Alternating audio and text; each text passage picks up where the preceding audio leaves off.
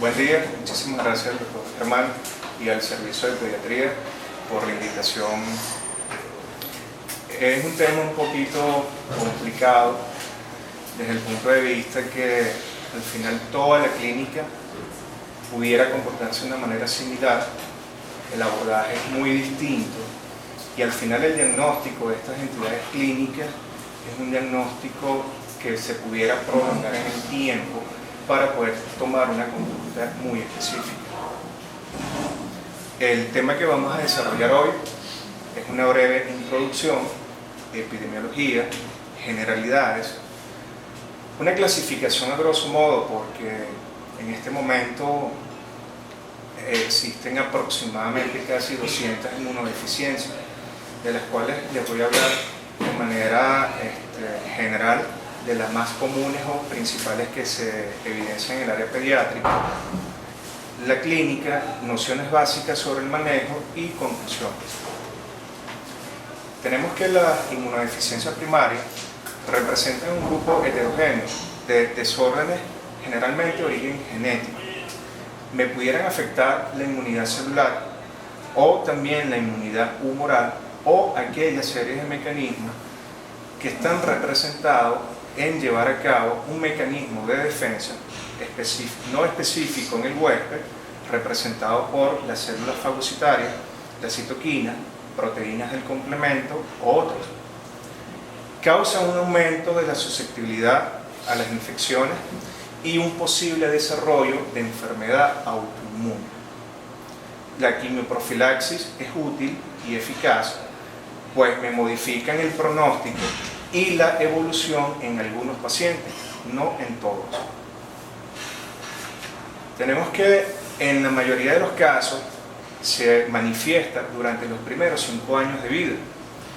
Sin embargo, pudiera presentarse en cualquier edad también de la vida adulta. Con respecto a su distribución por sexo, casi todos los registros demuestran un predominio en una relación en el sexo masculino de un 60 a 80%. En cuanto a la prevalencia de las más comunes dentro de la clasificación, se ha encontrado un mayor registro principalmente en aquellos déficits o alteraciones de las inmunodeficiencias dadas por los anticuerpos, que son las más frecuentes. Esta torta que tenemos acá desde el punto de vista estadístico es un poco vieja. Estamos hablando que es casi aproximadamente de 1998. Sin embargo, se ha mantenido casi en el tiempo porque la inmunodeficiencia de por sí es un campo todavía que se ha tornado un poco esotérico, donde las investigaciones van como un poquito más allá, pero sin ningún tipo de fundamento científico como para poder tener a grosso modo una gran y verdadera estadística, y esto se sigue manteniendo, donde las deficiencias de anticuerpos son las que representan el primer lugar, aproximadamente entre un 58 a 60%, y en segunda causística tenemos las que están asociadas a otros tipos de alteraciones, en este caso pueden ser alteraciones genéticas, y en tercera, tanto las inmunodeficiencias desde el punto de vista celular como alteraciones desde el punto de vista de la actividad fagocitaria. Es muy importante tener presente una serie de generalidades en este tipo de entidad clínica, principalmente hacer un diagnóstico diferencial y en función de la frecuencia que pudiera presentarse estas entidades clínicas. Tenemos que las inmunodeficiencias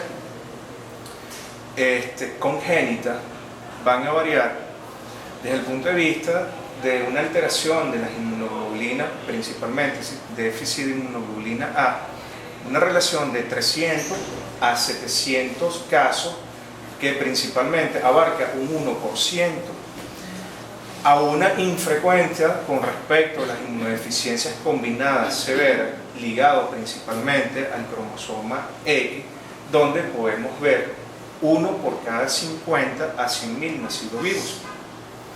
Las enfermedades granulomatosas crónicas ocurren con una incidencia, se ha estimado, de 1 por cada 200.000 vivos, y las infecciones severas, recurrentes o recidivantes, con frecuente falla en el tratamiento, se pudieran presentar en un radio, una mayor incidencia, relación hombre-mujer, 5 a 1 en esa proporción, y en niños y en adolescentes en una proporción de 1 con respecto a 1.4 en la edad adulta.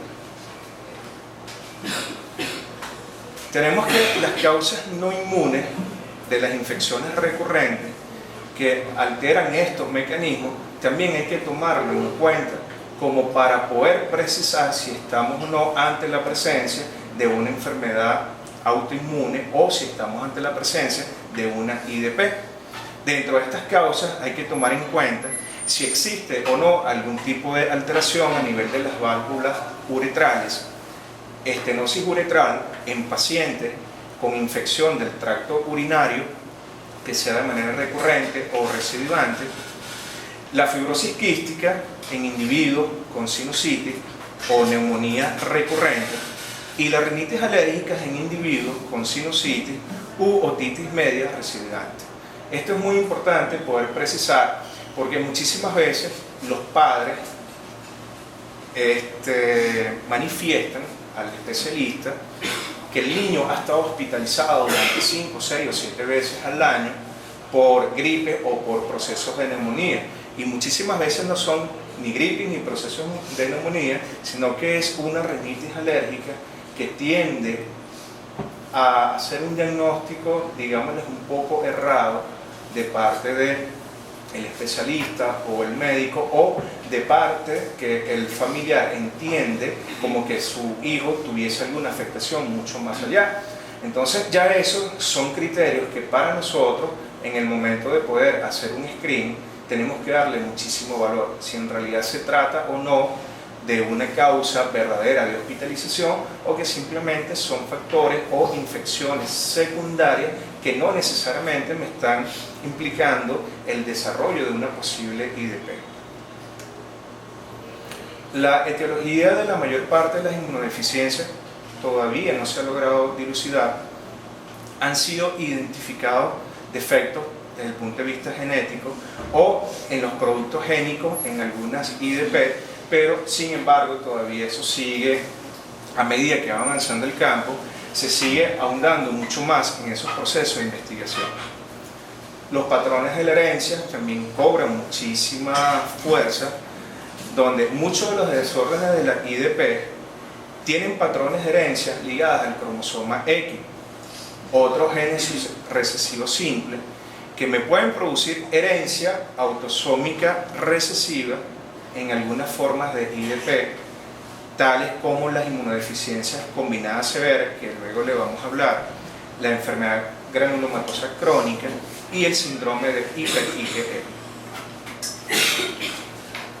Es muy importante tener presente una serie de tips o tics que me pudieran sugerir que estamos ante la posible presencia de una IDP. Es muy importante tener presente que pueden existir factores relacionados a los procesos infecciosos que son de manera inusual, poder precisar la frecuencia con que se instala, la severidad, la duración, si existe o no algún tipo de complicación y cuáles son aquellos órganos que están en ese momento comprometidos. Es importante precisar aquellos que son de origen no infeccioso, si existe pérdida prematura de la dentición, si existe algún problema de trastorno de la cicatrización, problemas respiratorios que no se le encuentran ningún tipo de causa en ese momento, ya bien sea bronquiectasia inexplicable, algún tipo de diarrea crónica o síndrome de mala absorción, enfermedades autoinmunes si están presentes y que no se hayan logrado dilucidar, algún tipo de trastorno hematológico que muchísimas veces tienden a pasar desapercibidos porque se le atribuye a una carencia nutricional y que el paciente por eso se encuentra, ya bien sea con un síndrome anémico o que simplemente tiene algún déficit nutricional. Es muy importante también llevar a cabo cómo está creciendo y buscar en las tablas tanto de peso o talla y si están o no tanto el peso como la talla acorde a la estatura para poder tener una relación, cómo ha sido el crecimiento del niño. Actualmente existen una serie de signos de alarma. Hasta hace 4 o 5 años existían solamente 10. De acuerdo a la última clasificación existen 12, que ya lo vamos a ir conociendo poco a poco. Es muy importante que de estos 12 signos de alarma se tiene considerado que para poder estar ante la sospecha de una probable IDP, como mínimo tienen que estar presentes 2. Empezamos con los signos de alarma. 8 o más infecciones de oído en un año. 2 o más procesos de rinosinusopatía en un año. Algún tipo de antecedente familiar con inmunodeficiencia primaria. 2 o más neumonías en un año. Es muy importante precisar esto y vuelvo a hacer acotación con respecto a los cuadros alérgicos, porque existen muchísimos cuadros alérgicos que me pudieran condicionar esto. Entonces, si no existe un buen análisis desde el punto de vista físico y un buen interrogatorio, pudiéramos caer en un error dándole credibilidad a estos posibles signos. Dificultad para crecer o aumentar de peso, que presenten o no accesos recurrentes en piel y órganos, infecciones por hongo persistentes tanto en boca como en piel después del primer año de vida, 2 o más meses tomando antibióticos o que tengan la necesidad de aplicación de antibiótico vía endovenoso,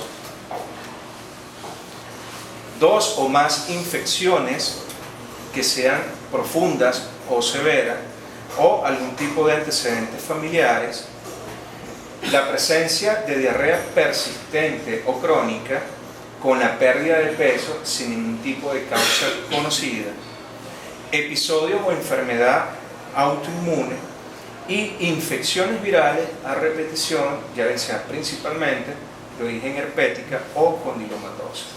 Es muy importante, como les dije, tener presente si en realidad estos 12 signos de alarma se presentan en un paciente, porque muchas veces se hace un diagnóstico errado y al final caemos en un desgaste de parte de los familiares, y no solamente eso, sino que para uno poder ahondar sobre el diagnóstico de una IDP, los exámenes son muy específicos, y aparte de son muy específicos, estamos viviendo una situación donde los reactivos están extremadamente costosos. Entonces hay que tener en cuenta eso, principalmente poder evaluar si en realidad el paciente entra dentro de este cuadro clínico haciendo una buena historia clínica y un buen examen físico. Como les dije anteriormente, existen, de acuerdo a la clasificación, casi 200 tipos de inmunodeficiencia, las cuales se encuentran ubicados principalmente en las 4 líneas que pudieran estar alteradas en el sistema inmunológico. Tenemos tanto la línea de la inmunidad humoral, la línea de la inmunidad celular, la línea del complemento y de la fagocitosis, principalmente esas 4. Acá les voy a mencionar a grosso modo una de las principales y les voy a hablar específicamente de 3 o 4 de cada línea. Tenemos la inmunodeficiencia primaria de origen humoral. Podemos encontrar la inmunodeficiencia común variable, las agamaglobulinemias, síndrome de hiper-IgM, déficit de anticuerpos con inmunoglobulinas normales o elevadas, deficiencia selectiva de anticuerpos y deficiencia selectiva de IgA. De acá siguen cualquier cantidad de inmunodeficiencia humoral. Para hablar un poco de la inmunodeficiencia común variable, tenemos que se evidencia una disminución muy marcada de las inmunoglobulinas G con descenso de la inmunoglobulina A o inmunoglobulina M, o pueden estar ambas, y defectos en la formación de los anticuerpos específicos. Los linfocitos B están presentes en la mayoría de los pacientes. Se manifiesta con infecciones bacterianas recurrentes, generalmente a partir del segundo año de vida, o se puede observar en la edad adulta. El tratamiento sustitutivo de las el tratamiento sustitutivo es con inmunoglobulina vía endovenosa.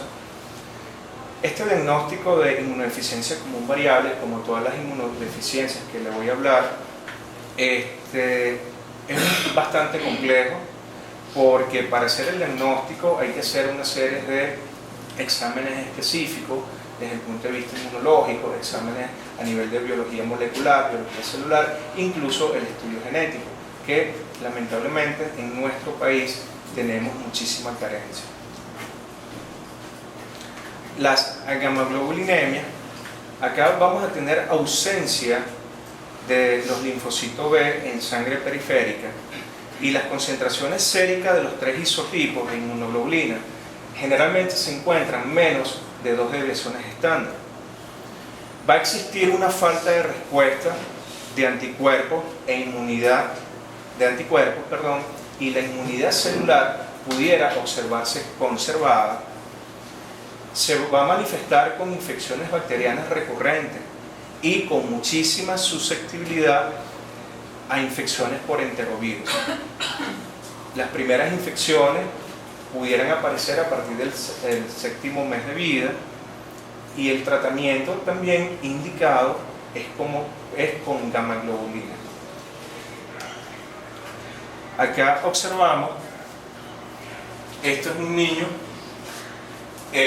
donde existe una deficiencia de inmunoglobulina, por lo tanto se encuentra totalmente desprovisto de algún tipo de protección y comienza a hacer infecciones recurrentes a nivel de lo que son la piel y tejidos blandos. Acá también observamos una serie de frictemas y lesiones ampollares, que principalmente se ha determinado que existe una alteración desde el punto de vista humoral, porque no existe ningún tipo de anticuerpo que me pudiera llevar a cabo un proceso de mayor expansión de células plasmáticas, por consiguiente una mayor producción de anticuerpos, y esta mayor producción de anticuerpos poder establecer una respuesta inmunitaria que me pueda combatir esta serie de lesiones a través de una serie de cascadas inflamatorias. Existen también otras que son pocos comunes, pero no son tan agresivas. Tenemos el síndrome hiper-IgM. Acá podemos observar que las concentraciones de la inmunoglobulina M pudieran estar normales o elevadas, y niveles séricos bajos tanto de la inmunoglobulina G como la inmunoglobulina A y la inmunoglobulina E. El tratamiento indicado se sigue manteniendo la gammaglobulina. Deficiencia selectiva de inmunoglobulina A se presenta en niños mayores a 4 años con inmunoglobulina A sérica que pudieran representar menos de 7 miligramos. Pudieran existir valores normales tanto de la inmunoglobulina G como de la inmunoglobulina M. Me va a representar una respuesta funcional de anticuerpos que pudieran estar normales. La mayoría de los pacientes son asintomáticos, no requiere específicamente un tratamiento y tampoco requiere en este momento indicación de quimioprofilaxis. Si bien es cierto, esta es una de las más inofensivas con respecto a las anteriores que ya le expliqué. Es muy importante saber qué podemos hacer con ese tipo de pacientes que se están sospechando de una inmunodeficiencia antes de poder canalizar la evaluación con un especialista o el inicio de la serie de exámenes que posteriormente les voy a hablar. Se ha determinado que todos aquellos pacientes con algún daño permanente de un órgano noble, ya bien sea desde el punto de vista pulmonar, se recomienda profilaxis con antibióticos a dosis de trimestoprim sulfa de 4 a 5 miligramos por kilo de peso, o también amoxicilina de 25 a 40 miligramos por kilo de peso día. Algunas inmunodeficiencias pudieran presentar compromiso de la respuesta celular por el riesgo de infección con el Pneumocystis jirovecii, y se indica también profilaxis para este tipo de inmunodeficiencia. Ok, entonces recordemos que podemos tener inmunodeficiencia cuando se afecta la línea humoral, pero no necesariamente me va a afectar la línea celular. Cuando afecta la línea humoral tenemos que tener presente que es simplemente la producción de anticuerpos, y principalmente se encuentra afectada la mayor producción de linfocitos B. Entramos a la inmunodeficiencia de origen celular o combinada. Acá tenemos la inmunodeficiencia combinada grave, el síndrome de hiper-IgM con compromiso celular, la ataxia telangiectásica, el síndrome de Di Giorgi y el síndrome de Wiskov-Aldrich. El síndrome de hiper-IgM, que pudiera tener un compromiso celular, acá vamos a observar que las concentraciones de IgM se encuentran o normales o pueden estar elevadas, con niveles séricos bajos tanto de la inmunoglobulina G, inmunoglobulina A y E, y principalmente el compromiso celular. El tratamiento indicado es con gamma globulina y también la quimioprofilaxis para el Pneumocystis jirovecii. Principalmente acá tenemos afectación de la línea de los linfocitos T, donde existe alteración tanto de los CD4 como de los linfocitos CD8. El síndrome de Di Giorgi también es uno de los más estudiados. Abarca un grupo heterogéneo de pacientes con grados variables de dismorfismo facial, pudieran tener algún tipo de cardiopatía congénita, anomalías velopalatinas, también de las glándulas paratiroides, que pudieran tener inmunodeficiencia o sin ellas. La mayoría van a presentar una alteración desde el punto de vista heterocigoto, donde se ve una mutación en el cromosoma 22 en el brazo corto en la posición 11-2. De asociarse el compromiso inmunológico, este es predominantemente celular, en muchos casos leves y transitorios. En aquellos casos graves, la inmunodeficiencia combinada debe indicarse la profilaxis igualito con antibióticos. Acá el síndrome de Di Giorgi principalmente es una afectación celular, pero también tenemos la afectación humoral en menor grado. Acá observamos donde existen alteraciones desde el punto de vista facial.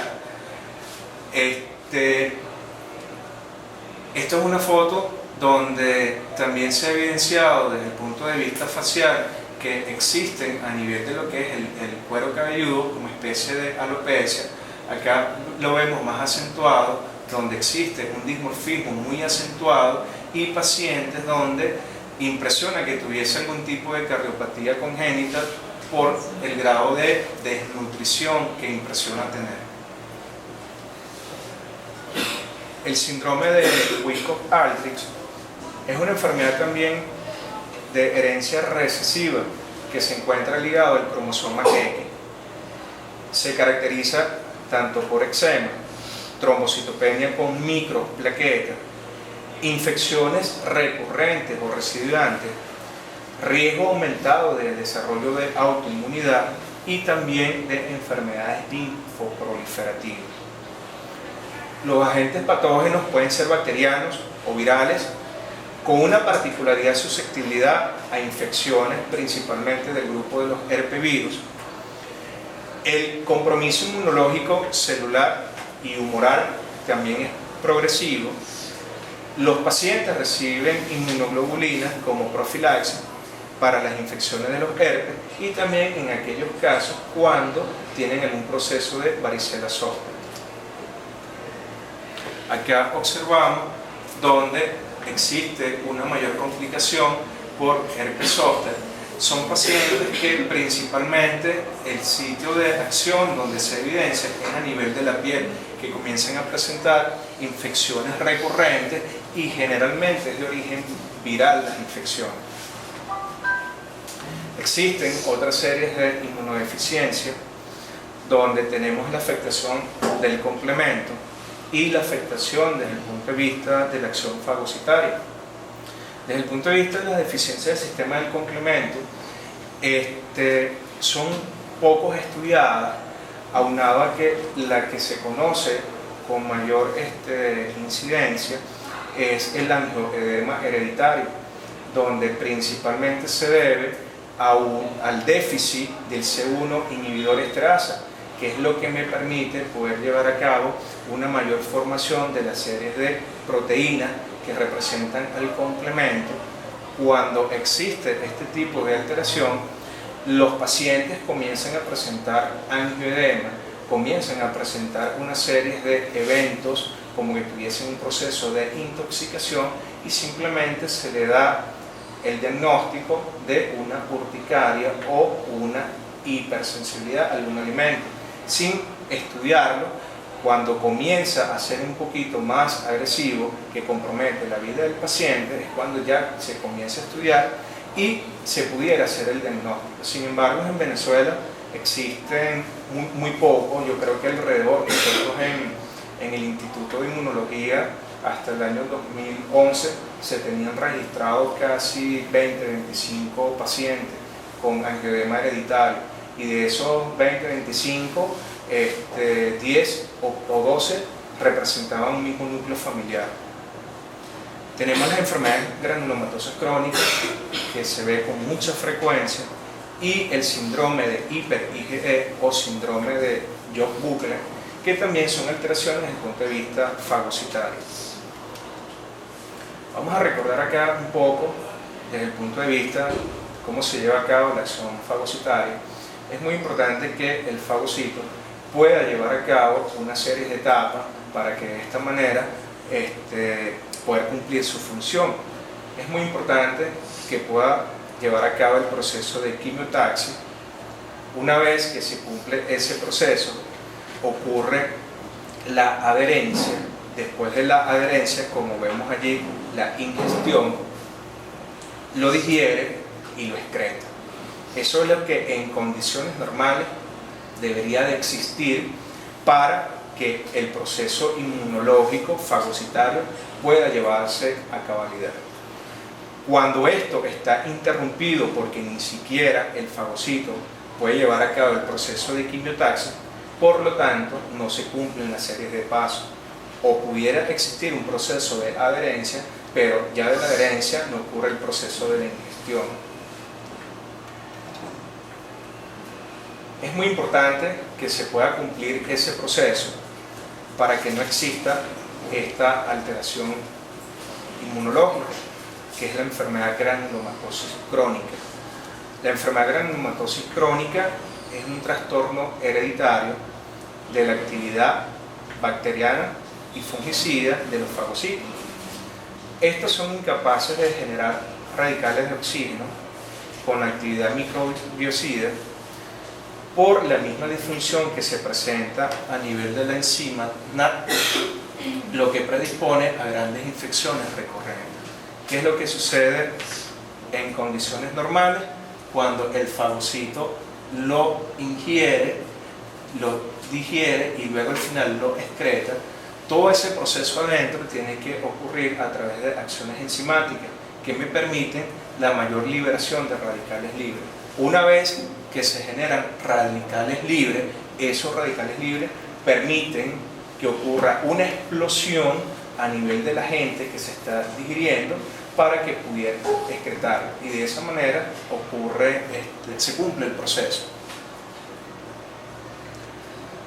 Son infecciones que se presentan desde el primer año de vida, principalmente infecciones recurrentes o graves, que comprometen principalmente la piel, ganglios linfáticos, pulmones, hígado, tracto gastrointestinal, y pudieran llevar a la muerte temprana si en realidad no se hace un diagnóstico certero. En esta enfermedad también se hace profilaxis con trimmetoprim-sulfa de 5 miligramos por kilo día y con antimicótico el itraconazol en niños mayores de 13 años o que tengan un peso igual a superior a 50 kilos, 200 miligramos por kilo día, y aquellos niños menores a 13 años o con un peso menor a 50, 100 miligramos por kilo día. También se indica el interferón en una dosis de 50 microgramos por metro cuadrado de superficie en aquellos pacientes que tengan superficie corporal mayor o igual a 0.5 metros cuadrados y de 1.5 microgramos en aquellos pacientes que tengan una superficie corporal menos de 0.5. Todas estas IDP se pudiera interpretar, no es fácil de poder diagnosticarla, es un tema bastante complejo, complicado, que para uno poder tener un diagnóstico presuntivo hay que recorrer muchos caminos, y esos caminos se llevan conjuntamente con la colaboración de los hematólogos, la colaboración de los cardiólogos, la colaboración de los infectólogos pediatras. Acá observamos principalmente, estas son las características típicas de las posibles granulomatosis crónicas. Son pacientes que llegan porque constantemente tienen lesiones de piel que impresionan que fuese impétigo, o otras impresiones que fuesen como especies de pústula o lesiones herpéticas, y por más que se le aplique tratamiento tópico o tratamiento con antibióticos pudieran mejorar, pero a medida que va pasando el tiempo no solamente se complica la piel, sino también se complica el sistema pulmonar. Ya cuando comienza el sistema pulmonar a atacar es cuando uno pudiera entonces pensar que se trata de una inmunodeficiencia, porque muchísimas veces no pasan más allá y lo tratamos como una simple vulgar infección de piel y partes blandas. Tenemos el síndrome de hiper-IgE o síndrome de Jones-Buckler. Son infecciones patógenas epiógenas recurrentes, principalmente por estafilococo, donde se observa eczema, dismorfismo facial, alteraciones esqueléticas y dentales, formaciones de neumatoceles persistentes, luego de haber presentado una neumonía estafilocóxica. Los hallazgos inmunológicos son variables, pero lo que siempre está predominando son los niveles de IgE muy elevados. Los niveles de inmunoglobulina A, inmunoglobulina M y G pudieran estar normales o elevados, y además presentan alteraciones de la inmunidad celular. Se indica también profilaxis para estafilococo con trimmetoprim-sulfa. Si existe infección por cándida recurrente, se debe indicar profilaxis antimicótica con fluconazol a 5 miligramos por kilo día. Esto es lo más característico del síndrome de hiper-IgE. Pudiera confundirse al inicio con una dermatitis atópica severa, eczematizada, pero cuando comenzamos a hacer toda la evaluación completa a nivel del examen físico, lo primero que nos llama la atención es que son pacientes que tienen un dimorfismo facial, donde la cara a nivel del cuero cabelludo casi siempre presentan alopecia. A nivel de lo que es la parte de pudiera existir como un hipertelorismo, a pesar de que no sea un síndrome de Down, y principalmente a nivel de la piel, muchísimas lesiones con hiperkeratosis, lesiones descamativas que constantemente tienden a infectarse. Una vez tenido una posible sospecha de una IDP, es muy importante, como le dije en un principio, la historia clínica, indagar si en realidad el paciente ha tenido o no procesos infecciosos si han ameritado una verdadera hospitalización, porque muchísimas veces puede suceder que el paciente esté hospitalizado o que tenga más de 2 o 3 hospitalizaciones al año, pero que no represente un verdadero criterio para una IDP. Es muy importante la historia ambiental. Si el paciente ha tenido o no algún tipo de contacto con radiaciones, contacto con sustancias que pudieran desencadenar algún tipo de alteración en el organismo, si existe el antecedente de infecciones virales, principalmente por herpes virus, citomegalovirus, y el examen físico. Existe un algoritmo o diferentes algoritmos que se tienen que tomar en cuenta para ir escalando y poder tener en el último eslabón un posible diagnóstico de IDP.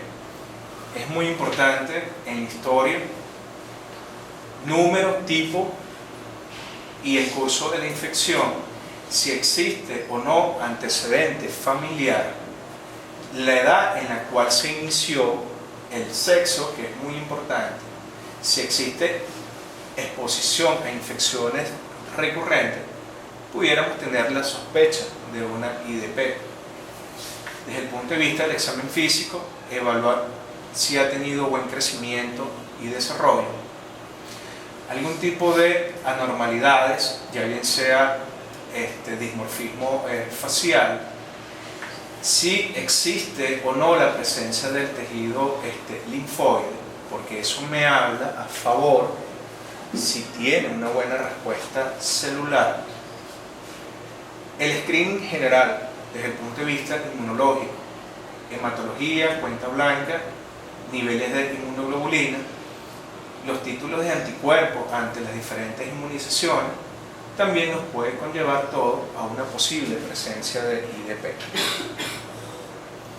Existen las primeras investigaciones, que viene siendo un resumen de este algoritmo. ¿Cuál es el screen básico que hay que agotar? Primero, la hematología completa, evaluar el funcionalismo renal, un perfil hepático, tener a la mano todos los cultivos posibles, las serologías, tanto para virus, hongos.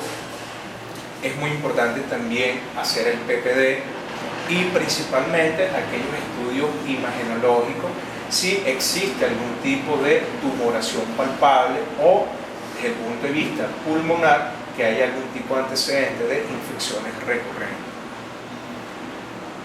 Anticuerpos específicos. Todos aquellos pacientes que hayan tenido el esquema de vacunación completo, lograr determinar si hicieron algún tipo de respuesta a esa vacuna. Recuento de linfocitos, principalmente el inmunofenotipaje. Con el inmunofenotipaje podemos determinar la cuenta total de leucocitos, la cuenta total de linfocitos y a su vez la relación del valor tanto de linfocitos los CD4, los CD8 y la población total de linfocitos CD3. Es muy importante recalcar que generalmente cuando se reporta un inmunofenotipaje, siempre los valores son estándar. Nunca o casi nunca te reportan o te lo desglosan en función a la edad del paciente y mucho menos a la edad del paciente. Siempre te lo reportan en la edad adulta. Entonces, muchas veces pudiéramos tener una interpretación errónea porque nos reportan una alteración desde el punto de vista del CD4, pero cuando vamos a la tabla, si se trata de un niño de 2 años, 3 años, los valores se correlacionan. Entonces, es muy importante tener presente eso. Evaluar también las series de la cascada del complemento. Una vez agotado esa primera línea, pasamos a una segunda línea complementaria. Y la segunda línea complementaria es para evaluar principalmente las 4 entidades del sistema inmunológico que pudieran estar afectadas. La inmunidad celular, pedir el inmunofenotipaje con el contagio principal de linfocitos B, se pide linfocitos B, CD19, CD20 o células NK. poder determinar la estimulación de la fitohemaglutinina. De esta manera, ver si existe una adecuada expansión clonal de las células T, pedir pruebas de hipersensibilidad retardada, como la prueba de la candidina, el PPD, cultivo mixto linfocitario. Ya los estudios de actividad enzimática de estas proteínas principalmente ya son estudios moleculares que acá en Venezuela no se hacen ahorita. Desde el punto de vista de la inmunidad humoral, poder determinar también la población total de los linfocitos B, recuento de anticuerpos e inmunización. Es muy importante que cuando se pida el recuento total de anticuerpos, tanto de inmunoglobulina G, A, M y E, si están normales, pero tenemos la duda si en realidad están alterados o no, hay que pedir las subclases de las inmunoglobulinas G, que son 4. Muchísimas veces pudiéramos tener una población de inmunoglobulina G normal o discretamente bajo y se consideran normal, pero cuando vamos a la subpoblación de clase vemos que existe un déficit total y por allí también tenemos una serie de inmunodeficiencias que cursan con esa alteración. Actividades del complemento, la fagocitosis, acá poder determinar si existe algún trastorno desde el punto de vista fagocitario, midiendo la capacidad oxidativa, pidiendo moléculas de adhesión y también el estudio enzimático de esta proteína. Los estudios, los diagnósticos no son fáciles. Es por eso que dependiendo de la clínica del paciente, dependiendo de lo que se ha encontrado, se han ido estableciendo una serie de algoritmos como para poder tener una orientación y poder simplificar un poco lo que es el trabajo a llevar a cabo. Entonces tenemos que si estamos ante la sospecha de una IDP, ya sea por solo infecciones sinusuales o pulmonares, evaluar si existe deficiencia de inmunoglobulina. Si no, si existen infecciones ya bien sea por Neisseria, abscesos, hongo, microbacterias, pudiéramos estar presentes en una supuesta inmunodeficiencia común severa. Si no estamos ante la presencia de una inmunodeficiencia común severa, pudiéramos evaluar si existe o no algún tipo de defecto celular. Si no existe ningún tipo de defecto celular, pudiéramos empezar a repetir, incluso hacer algún tipo de tratamiento profiláctico y de esta manera empezar a evaluar si existe o no algún tipo de alteración del déficit del complemento o alteración en el defecto fagocitario. Si estamos ante la posible sospecha de deficiencias de inmunoglobulina, alteración de la inmunidad humoral, si tenemos una hipogamaglobulinemia y también un déficit específico de inmunoglobulina, pudiera tratarse de una supuesta inmunidad celular. Si no lo tenemos, pudiera ser normal y dentro de esta normalidad considerar algún defecto fagocitario o considerar alguna alteración de estas mutaciones que también le condiciona una afectación celular. Esto que está acá son también inmunodeficiencias que se han determinado, la común variable y la común severa. Si pudiera estar presente, lo que se pide principalmente es un contagio celular, principalmente de linfocitos B. Si los linfocitos B están presentes, prácticamente pudiéramos estar ante el diagnóstico errado. Pero si no están presentes, si se pudiera considerar la presencia de este tipo de alteración. Acá se complica un poco más, donde si tenemos la sospecha de alguna IDP de afectación celular o combinada, lo importante de todo esto es poder determinar lo que son la clínica, si existe o no algún tipo de alteración en lo que es el contagio celular de CD4, CD8, si existe algún trastorno desde el punto de vista molecular, biología molecular, y al final, para resumir, me conlleva alguna alteración. Igual, si tenemos alguna sospecha desde el punto de vista fagocitario, es muy importante solicitar la prueba de la BCG para ver si existe algún tipo de reacción. Si no existe algún tipo de reacción, comienza a evaluarse lo que son la población total de leucocitos, si existe o no neutropenia, si existe alguna alteración en la función oxidativa o la capacidad oxidativa, al igual que en lo que son la parte de las moléculas de adhesión. Al final, todo conlleva que principalmente si tenemos alteración, capacidad oxidativa, las moléculas de adhesión y si tenemos una leucopenia y accesos recurrentes a nivel de piel, pudiéramos estar presentes ante una sospecha de alteración fagocitaria.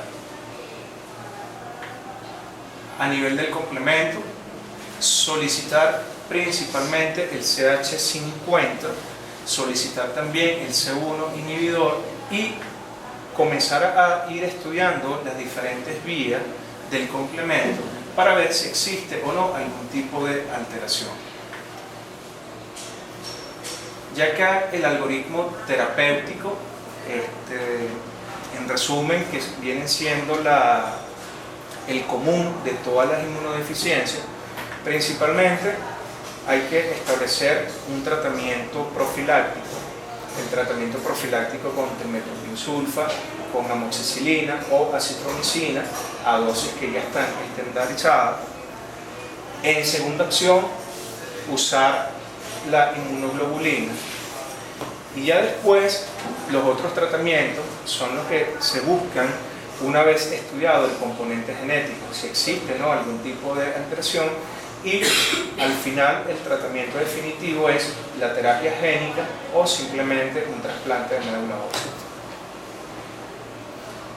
Esto es para tener presente cuáles son los diferentes valores de las inmunoglobulinas G, A y M, dependiendo de la edad en la cual se encuentra el paciente, y de esta manera poder hacer un diagnóstico veraz. Estos son los valores de las diferentes subclases de inmunoglobulina G. Esto, lo que les comenté, también hay que tenerlo presente para de esta manera que no se nos pase que si el paciente tiene niveles de inmunoglobulina G normal o discretamente bajo, habría que buscar si existe alguna alteración de la subclase que me pudiera condicionar la presencia de una IDP. Para concluir, entender los pasos para la evaluación de un paciente con sospecha de inmunodeficiencia conduce a un diagnóstico temprano y un resultado favorable, pero para llegar a un diagnóstico temprano y un resultado favorable hay que recorrer diferentes caminos. Las infecciones recurrentes, aspectos inusuales de infecciones usuales, broncoespasmo inexplicable, diarrea crónica, enfermedades autoinmunes y fallo de médico son situaciones en las cuales se debe realizar un screening con el fin de poder determinar un potencial en la alteración inmunológica. El tratamiento sustitutivo con inmunoglobulina es en la mayoría de los casos y es altamente eficaz en todos los aspectos y la quimioprofilaxis me puede disminuir muchísimas veces las complicaciones en órganos y en sistema, no en todos los pacientes, pero sí en una gran mayoría.